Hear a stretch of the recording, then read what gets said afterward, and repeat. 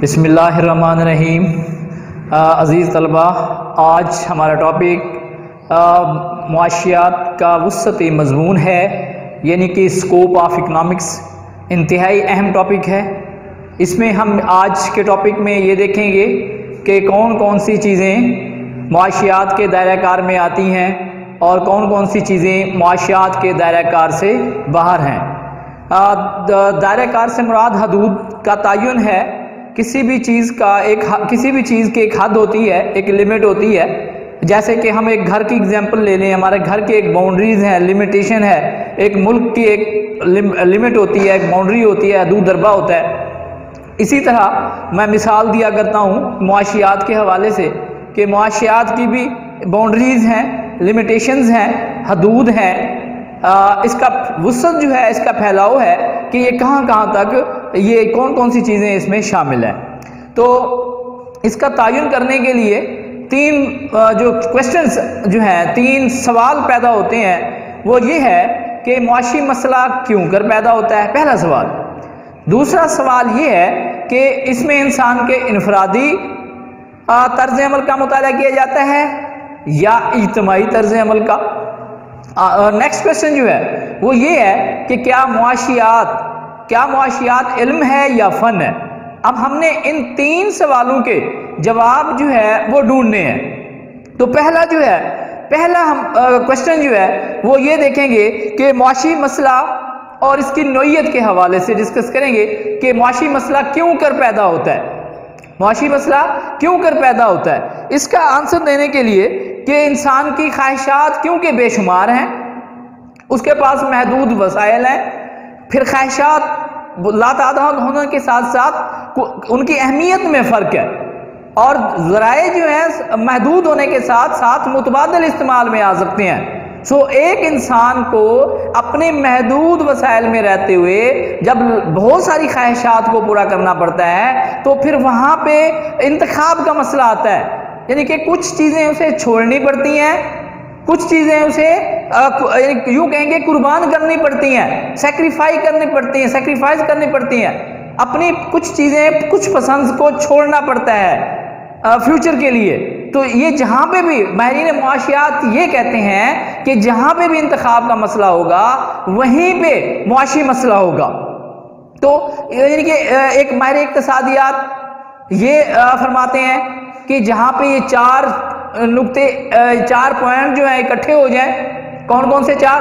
ख्वाहिशात का लामहदूद होना, ख्वाहिशात की अहमियत में फ़र्क, तीसरा क्या है ज़राए का महदूद होना, और ज़राए का मुतबादिल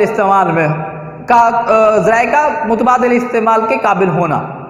तो जहाँ पे ये चार नुकात इकट्ठे हो जाएं वो वहीं पे मुआशी मसला पैदा होगा। अगर हम ये कहें कि अगर हम इस तरह से दूसरी तरफ आते हैं, अगर हम यह कहें कि ख्वाहिशात जो हैं वो चंद एक हो गई हैं तो हर इंसान उसे पूरी कर लेगा आसानी से, कोई मुआशी मसला नहीं है। अगर हम ये कहें कि सारी ख्वाहिशें अहमियत के एतबार से एक जैसी हो गई हैं, फिर भी पसंद और नापसंद का मसला ख़त्म हो जाएगा। अगर ज़राए लामहदूद हो जाएं, या जैसे सूर्य की रोशनी है, पानी है, अल्लाह ताला ने, कुदरत ने जो हमें मुफ्त अतिये के तौर पर दी हैं, सब चीज़ें वैसी हो जाएं, फिर भी इंसान आसानी से तमाम चीज़ें हासिल कर सकता है। लास्ट पॉइंट जो है कि ज़राए का मुतबादिल इस्तेमाल। अगर ज़राए जो है, ज़राए में से एक ज़रिया अगर हम बात करते हैं, अगर ज़मीन की अगर बात करते हैं या सरमाए की बात करते हैं या किसी भी एक ज़रिए की बात करते हैं, अगर उसका एक ही इस्तेमाल होता तो फिर इंसान को सोचने की ज़हमत ही न करनी पड़ती। फिर इंसान को ये नहीं सोचना पड़ता कि बहुत सारे ऑप्शंस में से कौन सी जो है ना बेहतर चीज़ जो है वो पिक कर सके, बेहतर जगह पे वो लगाए। तो एक ही जगह पे उसने लगाना। ज़मीन थी, खेती बाड़ी के लिए इस्तेमाल होती, अल्टीमेटली एक मकसद था, फौरन खेती बाड़ी के लिए इस्तेमाल की जाती। फिर घर बनाना, स्कूल बनाना उस पर, या उस पर कोई बिल्डिंग बनाना, कोई प्लाजा बनाना, कोई शॉपिंग मॉल बनाना, उसके बारे में ना सोचा जाता। सो जब ये चार पॉइंट जिनकी मैं वजाहत कर चुका कहीं पे इकट्ठे होंगे वहां पे मुआशी मसला होगा। बस जहां पे इंतखाब का मसला होगा वहीं पे मुआशी मसला होगा। अगला जो पॉइंट है वो है इंसान का बहसियत फर्द मुताला किया जाता है या जमात मुताला किया जाता है। इल्म मुआशियात में माहिरीन मुआशियात इस बात पर जोर देते हैं कि मुआशरे में रहने वाले अफराद के इज्तिमाई मसाइल को, मजमूई मसाइल को मुआशियात में ज़ेर बहस लाया जाता है। हर फर्द का अलग अलग मसाइल का जायजा इल्म मुआशियात के दायरे इख्तियार में नहीं है।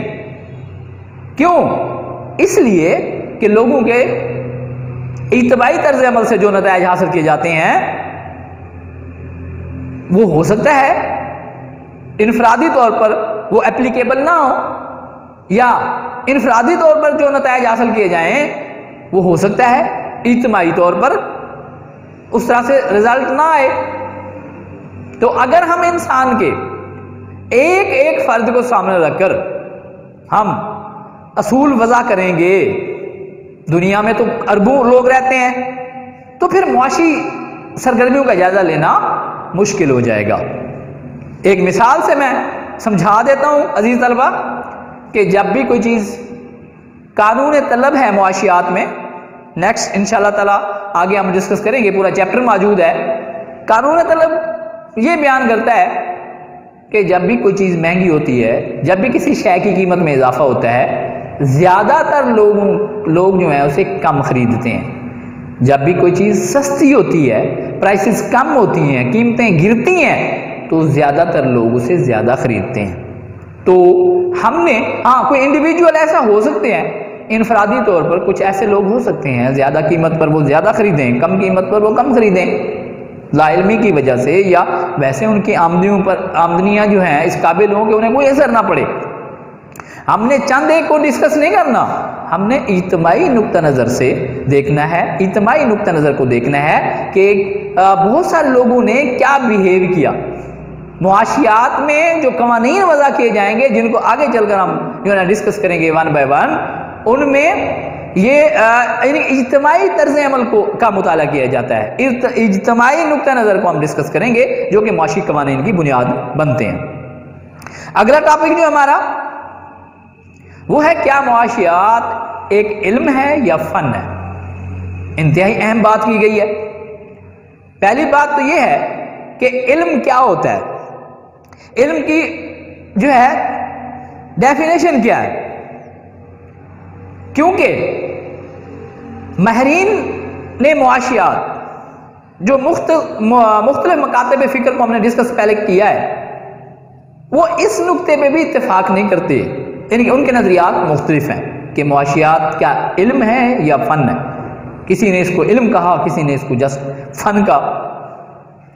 ये जानने के लिए कि क्या मुआशियात इल्म है या फ़न है, पहले हम ये जानते हैं कि इल्म कहते किसे हैं, इल्म की डेफिनेशन क्या है। इल्म जो है, इल्म से मुराद मालूमात का वो बाकायदा और बाज़ाब्ता जो है मजमुआ है जिसका जो तज्ज़िया है, यानी कि जो ऐसे हक़ाइक़ पे मबनी हो, वो मजमुआ ऐसे हक़ाइक़ में मबनी हो जिसका तज्ज़िया जो है गैर जानिबदाराना तौर पर किया जाए और नताइज जो हैं एक्यूरेट हों, 100% हों, सच बात आए। यानी कि जिस तरह से हम यूँ कह लें कि अजीज़ तलबा कि सच्ची बात जो है हम तक जो पहुँची है वो दरअसल इल्म बन जाती है। मुख्तसर तौर पर मैंने आपको इसकी वजाहत कर दी। अब इल्म की जो है दो शाखें हैं, इल्मुल हकीकत और इल्मुल हिदायत। इल्मुल हकीकत में क्या है, प्रोफेसर रॉबिन्स और दीगर जदीद माहिरीन मुआशियात को इल्मुल हकीकत ही गर्दानते हैं, इल्मुल हकीकत ही करार देते हैं। इल्मुल हकीकत में मसले के असबाब और नताइज बयान किए जाते हैं और हालात का जूं का तूं बयान किया जाता है।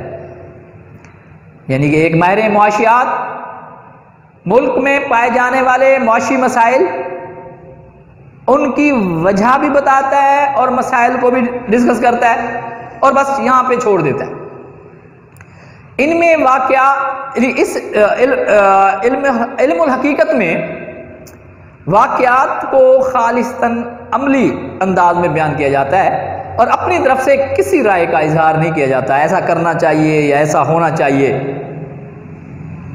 इसमें इल्मुल हकीकत में जो आमतौर पर फ़िक्रात इस्तेमाल होते हैं उनके आखिर में हैं या है का लफ्ज़ इस्तेमाल होता है।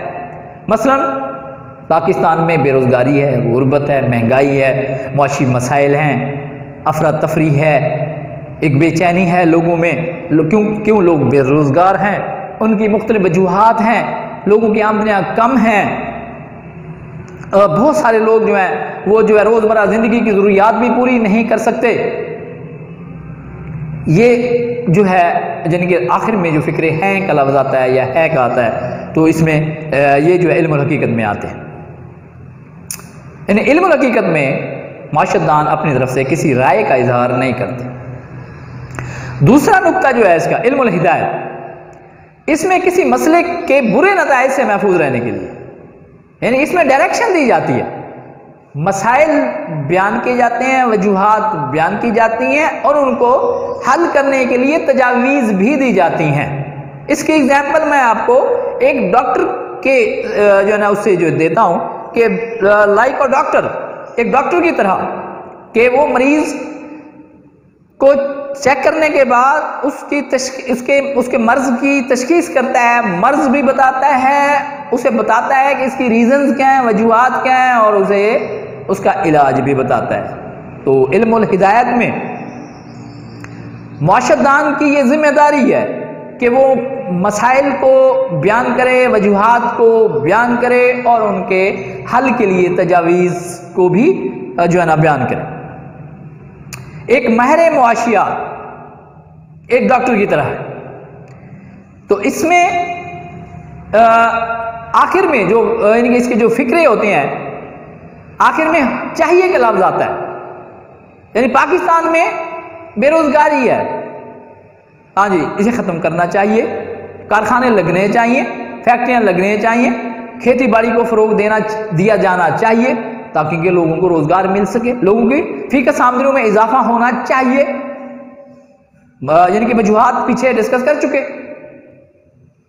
अब प्रोफेसर अल्फ्रेड मार्शल और उनके पैरोकार जो हैं यानी कि नौ क्लासिकी मकतबा फ़िक्र के जो लोग थे वो इल्मुल हिदायत इल्मुल हकीकत के साथ साथ मुआशियात को इल्मुल हिदायत भी करार देते हैं।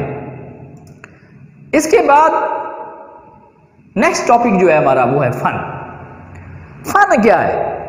फन है जी तयशुदा असूलों को अमली जामा पहनाना, तयशुदा असूलों को अमली जामा पहनाना। इससे मुराद ये है कि यानी कि एक मखसूस मकासद को हासिल करने के लिए जो कोशिश है, जुद्दोजहद जो की जाती है, जो प्रैक्टिकली जो वर्क किया जाता है, उसको हम फन कहते हैं।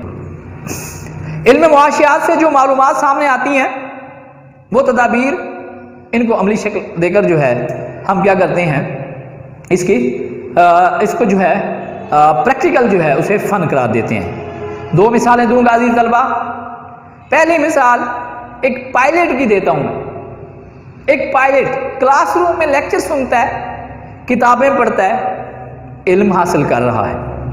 जब वो जाकर जहाज पर बैठेगा, उसे उड़ाएगा, ये फन बन जाएगा। इसी तरह से अजीज तलबा, एक आप कंप्यूटर पढ़ते हो, कंप्यूटर का सब्जेक्ट है, कंप्यूटर क्लासरूम में पढ़ते हैं आप लोग, लेक्चर सुनते हैं, बुक से पढ़ते हैं, इल्म में। जब आप प्रैक्टिकली कंप्यूटर पर जाकर बैठकर उसे प्रैक्टिकल करेंगे तो ये क्या हो जाएगा, ये फन हो जाएगा। इसके मजीद यानी इसके इजाफे के लिए अजीज तलबा, क्लासिकी मकतबा फ़िक्र के जो मुआशिरीन हैं जिनमें माल्थस, रिकार्डो है, JS मिल, NW सीनियर वगैरह, वो ये कहते हैं कि मुआशियात महज इल्मुल हकीकत है। इनके ख्याल में मुआशियात का ख्वाहिश की नोयत से कोई ताल्लुक़ नहीं है, बल्कि वो इस मामले में गैर जानिबदार हैं। ये तो इंसान की मर्जी है कि वो अपने वसाइल से कोई हस्पताल तामीर करे या कोई कारखाना लगाए या कोई नाइट क्लब खोले, यानी कि मुआशियात गैर जानिबदार है। जबकि नौ क्लासिकी मकतबा फ़िक्र के बानी डॉक्टर मार्शल पीगो, कैनन वगैरह इल्मुल हकीकत के साथ साथ इन्हें इल्मुल हिदायत का दर्जा भी देते हैं और साथ में ये भी करार देते हैं कि ये एक फ़न भी है। पीगो के अल्फाज हैं जैसे कि इल्म मुआशियात मशअल राह भी है। हाँ जी, यानी कि मशअल राह क्या है? रोशनी, रास्ते की रोशनी भी है। हम चलते जा रहे हैं, उसको दिखाता है, रास्ता दिखा रहा है। और समर आवर फल भी है, यानी कि ऐसा दरख्त भी है जिससे हम फल हासिल कर सकते हैं। एक महर मुआशियात की जो है अजीज तलबा मिसाल जो है वो मतलब डॉक्टर की जो है, बार बार बात को मैं यानी कि यहाँ पे दोहरा रहा हूँ कि एक डॉक्टर की तरह इसकी एग्जांपल दी जा सकती है। एक यानी कि डॉक्टर जो है मरीजों की तशखीस भी करता है, उनकी जो है उनका जो इलाज भी तजवीज़ करता है। ये एक फलसफी की मानद नहीं है जो इल्म बरा इल्म की रट लगाए रखता हो। तो मुआशियात का वुसअत मज़मून, ये हमारा आज का टॉपिक था अज़ीज़ तलबा, जिसको मैंने अपनी तरफ से आपको समझाने की भरपूर कोशिश की है। इंशाअल्लाह ताला नेक्स्ट लेक्चर के साथ हम फिर हाज़िर होंगे। अल्लाह ताला आपका हामी और नासिर हो।